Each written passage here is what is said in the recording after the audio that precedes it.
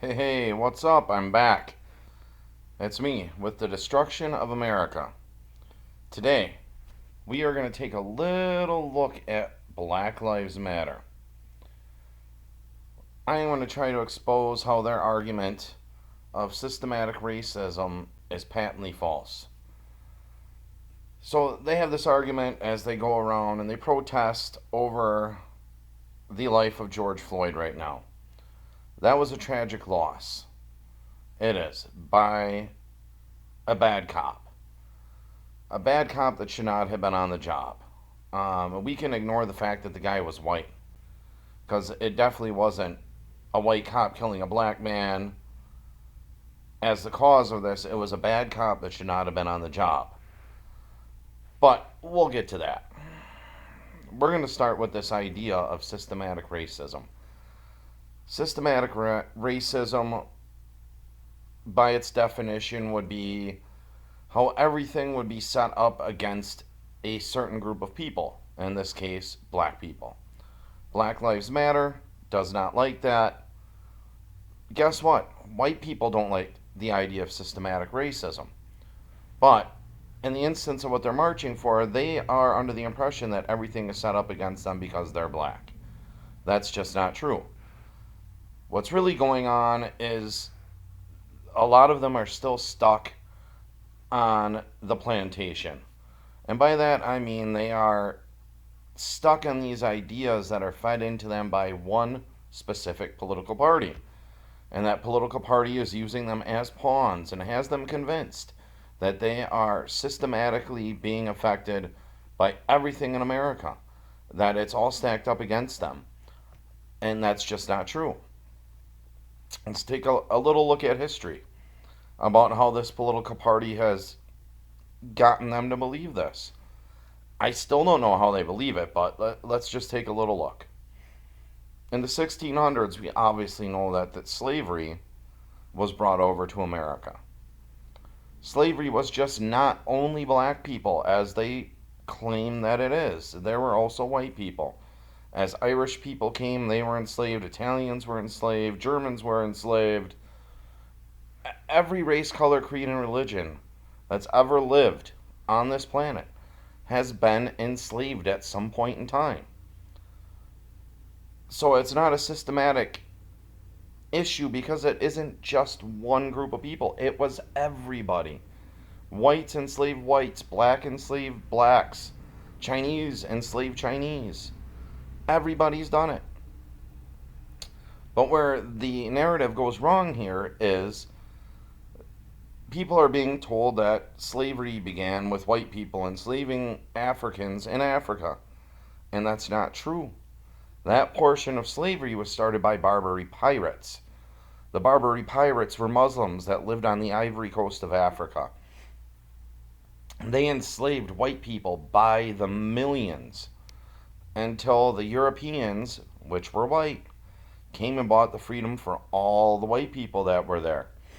Who was available then? The black people that lived in Africa. So they were also enslaved. And the Barbary pirates started trading with Europeans and anywhere else they could to sell Africans as slaves. Even to other Africans. If they were wealthy Africans, they had slaves. The first slave owner that was registered in America was Anthony Johnson, a black man. So, that narrative isn't quite true. You have to study. You can't just pick a point in time and say that African slavery started right here when it didn't. It started with white people being enslaved, and then black people were enslaved. But let's move ahead. We're past that. We had a civil war.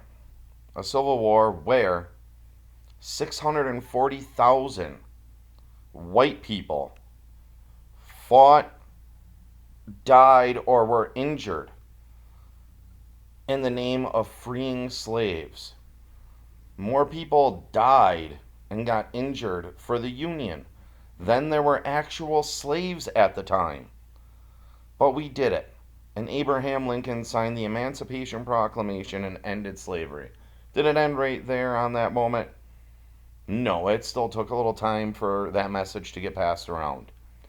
Shortly after that, oh, by the way, Abraham Lincoln was a Republican. The first Republican president, as he was part of the founding group that started the Republican Party. A few years later, well, we should say after slavery segregation started. But in the meantime, the Democrats created a group called the KKK, or the Ku Klux Klan. A group that obviously was created because they hated black people. They were there to kill, scare, and eliminate blacks and people that supported blacks. They also got these blacks herded into areas of our country. They scare them out of the little area and try to get them all concentrated and together. In general, right now, that is big cities, where the current majority of black people live are in big cities. So they scared them all there. And again, the Republicans tried to come to the rescue. They fought against the Klan. A Republican president defeated the Klan as it was back then. It still remains, just not nearly the force that it had been at one time. The Republicans then went into the civil rights and fought for civil rights alongside many black people like Martin Luther King, and ensured that civil rights laws were passed while the Democrats tried to filibuster and sat against it and tried to fight it. Wow, that was 60 years ago, 70 years ago, and people forget that the Democrats fought against equal rights, ending segregation, and civil rights. They fought against it. And still, black people vote for Democrats. I don't understand it. Then we get into the current situation where we're at now. Along the way, we've created laws to ensure equality and to help end racism. And for the most part, they have worked. But here's the thing, when you're talking about racism, you have to look at the hate that certain things bring. Are there racists out there? Most definitely. They're not all white. They're not all black. They're not all brown. They're not all yellow. There's a little sprinkling in every race on this planet that does not like another race. It's not just white people hating black people. And you guys can believe that if you will. I honestly don't care. It's the truth. There's a very small portion of Americans that are racist, and they come in all colors. So don't just think it's the white man. But here we go, and let's get along the way here of how this plantation has worked.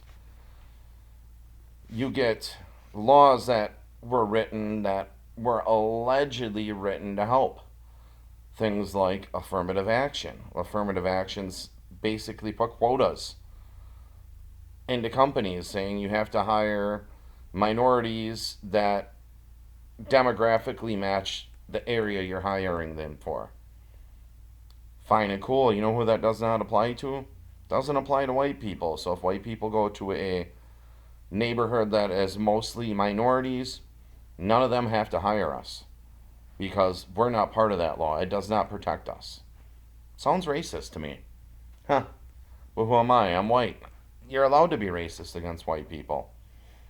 Let's talk about the school system. Well, the school systems, we all know, are not very good in urban neighborhoods where minorities live. Why are they not very good? Well, at their core, the problem with schools in those neighborhoods is they're funded by the community. If the community is poor, less money is going into them. Okay, but does money mean everything? No, it does not. What does mean everything is the quality of teachers. If you have great teachers, they can take the worst kids in the worst neighborhoods and make them succeed. What can't you do? You can't take horrible teachers and expect them to do anything. Because horrible teachers are not capable of teaching students properly, giving them the education they need. They shouldn't be teachers. But why are they still teachers, you ask? Huh.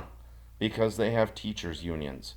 Teachers' unions that equally protect the very best teachers and the very worst teachers. Administrators cannot fire a horrible teacher because the union will not let them. Why is that? Who backs them? Oh, that's right. Democrats are big fans of unions. In fact, they push people to unionize. At one point in time, unions did a very good thing, but that changed probably the 60s or 70s when people started this radical revolution. I believe Saul Alinsky wrote the book for Rules for Radicals, and part in there is how you unionize to pressure your lawmakers to do things. Basically, the Democrats love unions because they can be offshoots for Democrats without being labeled Democrats. So you can enforce teachers' unions to put the worst teachers in these bad neighborhoods that are low funded, and in those neighborhoods, that's where the minorities live. Therefore, they get bad educations, or they get indoctrinated, or get this mentality that there's systematic racism, and it's taught by their teachers that are not very good, that are not going to look into facts and figures and give them the proper information. So, thank you, Democrats. You have now ruined education in these neighborhoods. What else have they done? Oh, a lot of these black communities came together aside from the Klan pushing them there because of jobs. The big city had a lot of jobs. Big companies, big factories that made good money. A lot of them left those neighborhoods because of trade deals that Democrats signed, like NAFTA, for instance, that allowed these big companies, car companies, and the such, move their businesses to Mexico, China, South America, anywhere that they could find cheap labor to produce their goods at a minute fraction of the cost it would to do here in America. Democrats allowed that to happen. And what happened is the big companies in the big cities where the minorities relied on those good jobs left because of those Democrat policies. Another one for the Democrats. But yet, black people vote for them because they are on the plantation and can't think for themselves. Let's get to the next thing, this fallacy that currently the blacks are disproportionately murdered by police. Let's get to the bottom of the facts. Yes, if you look at the media narrative, Democratic politicians' narrative, it would appear that, yes, black people are killed more by the cops than white people. Um, as they say, disproportionately. But they're only giving you some of the facts. They're not giving you the biggest part of that. Is cops are more likely to be killed by black people in black neighborhoods or black people in general than they are by any other race, creed, or religion. Black people are also more likely to be involved in the violent crimes, the murders, the rapes, the assaults, and batteries, armed robbery. It's just a fact. If you look it up, the majority of those crimes are committed by people of color, not white people. So when you add that into the mix, it actually turns out that white people are disproportionately killed by the police. And that comes because white people commit far less crime based on their population density than the black people do at the same time. But is it because they're black? No, it's not. I think it's a socioeconomic problem. You have all the jobs that left those neighborhoods where the minorities live. The school systems in those neighborhoods are horrible. Um, and that causes crime. When poor people are bunched together, they have nothing they can do but victimize other poor people. Unfortunately, those communities are predominantly black. Are they all black? No. There's other minorities, there's white people, there's a sprinkling of everything in there. Um, but that's what happens. Um, and we'll add in a few more poignant details here that go along with this. After the Klan wasn't working very well, we had this lovely lady by the name of Margaret Sanger. She created this lovely group called Planned Parenthood. You might see them because they're in every major city in the communities of color. You'll rarely find one that's not in a minority community. They do exist, but very small portions. Margaret Sanger was a very loud and proud Democrat. She also supported the Klan. She also thought that by creating Planned Parenthood, she could convince black communities to abort their babies and therefore reduce or eliminate their population. Good old Democrat, right? Let's add some more fun into here. 1994, crime bill um, was allegedly made to help save large communities and reduce crime. The unintended consequence of that was that it led to the mass incarceration of black people. Who signed that bill? Democrats did. Huh. I wonder how that happened. Hmm. And then we're going to get a little later into that same president's presidency. He repealed this bill called Glass-Steagall. That bill was created so that lending institutions would properly lend to anybody. Properly, meaning that they check backgrounds, credit histories, ability to pay. Along with that came this thing called redlining, that they would not give loans to certain people in certain communities. So, Democrats were convinced it was racist. So they repealed it. What did that do? That opened up the door for anybody, anywhere to get a loan from somebody. But it also gave the rise to predatory lending. So people in poor neighborhoods wanted to buy their house. Yeah, the loan shark will give you the money. Cash and carry or whatever will give you the money, but they're going to charge you 60% interest on that loan. What did that lead to? That led to the minority community losing their asses, having their houses taken, and letting other people buy up all their properties. Instead of being homeowners, they became home renters. And that in turn led to the housing market crash, and all that really nasty stuff that happened in 2009. And that was caused by Democrats, not George Bush, and I don't really like the guy, but he was not the cause of that. And it destroyed minority communities, 401ks, a lot of horrible things. And then we get into Obama, where we tried to turn this all around. We still have predatory lending out there. Be careful because they victimize minority communities. How much more stuff do we need that proves you're on the plantation? So, proving on the plantation, we have slavery, segregation, the moving you into my. Oh, how about the building of highways right in the middle of black communities? Who did that? Oh, Democrats did that to you. They built highways right in the middle of where you lived. They couldn't go around your neighborhood. They couldn't go through the white man's neighborhood. No, they went right through the black community. Democrats did that. Let's look at the cities where worst crime rates are, the highest amount of homelessness, the highest disparity between whites and blacks, highest levels of segregation currently. They're all Democratic ran cities. Look at the city I'm closest to, Milwaukee. It is known as the most segregated city in America. It has been ran by Democrats for over 100 years. Minneapolis, where the George Floyd incident happened, ran by Democrats. San Francisco, where one of the largest population of homeless people is, where they're pooping on the ground, ran by Democrats. I don't know how they have convinced you that they are for you.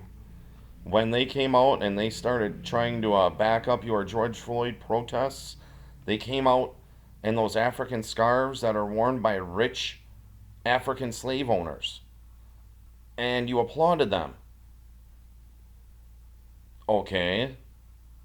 You think that people today owe you reparations for slavery. I've never owned a slave. You've never been a slave.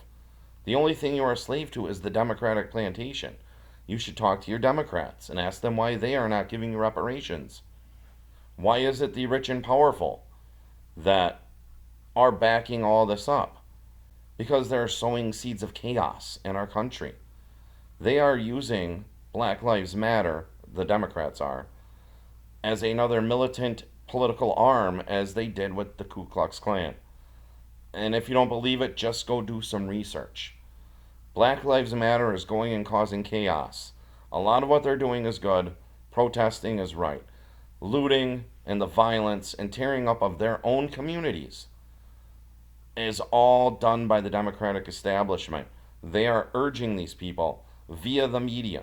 The media is the mouthpiece of the Democrats. They will change any narrative any way they see fit in order to cause chaos.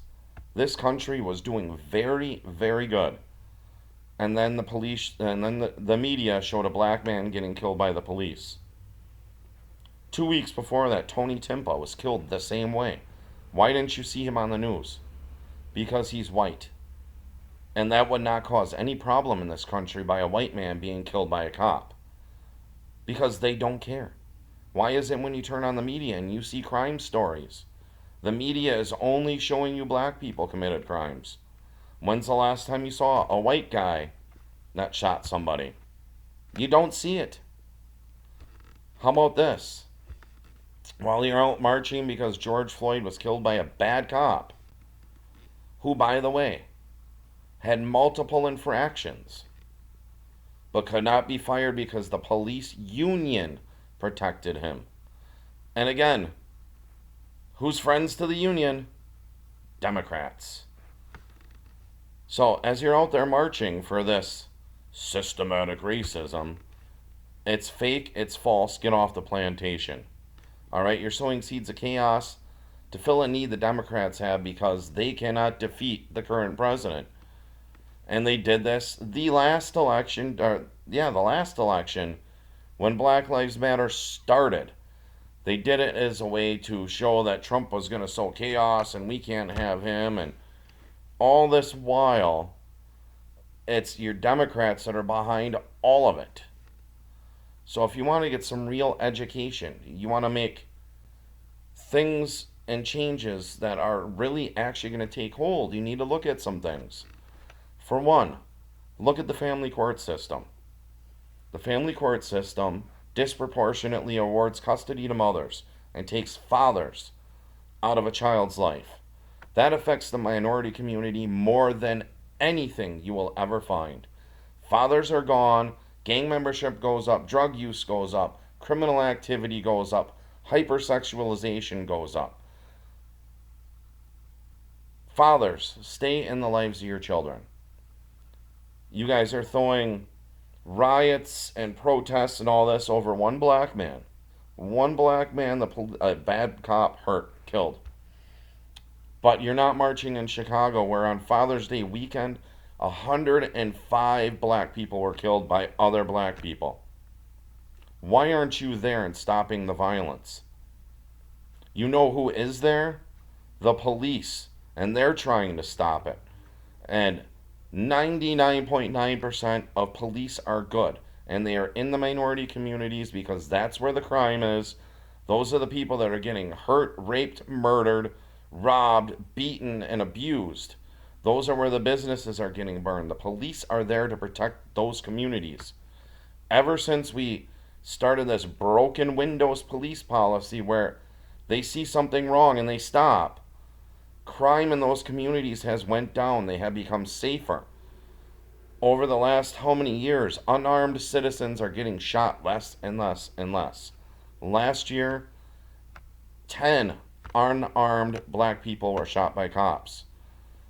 Vice versa, thousands of cops were shot by citizens. And I won't give the color to who's doing the shooting because that defeats the purpose of why we're here today. But back to the thing. Go to the family court system, start there. Insist on the disbandment of teachers' unions. Go pro charter school, school choice. Get those going in your communities. You can get your children out of bad schools into good schools and get them a real, valuable education. And you can get them out of the bad neighborhoods to where they're going to be respected by everyone and don't have to worry about getting shot.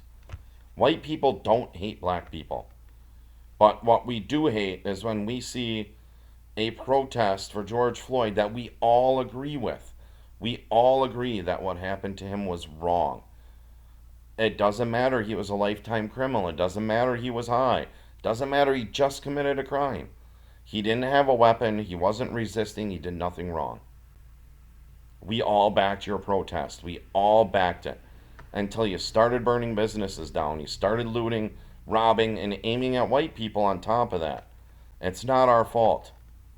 Quit taking your aggressions out on us. Quit playing the victims. Alright?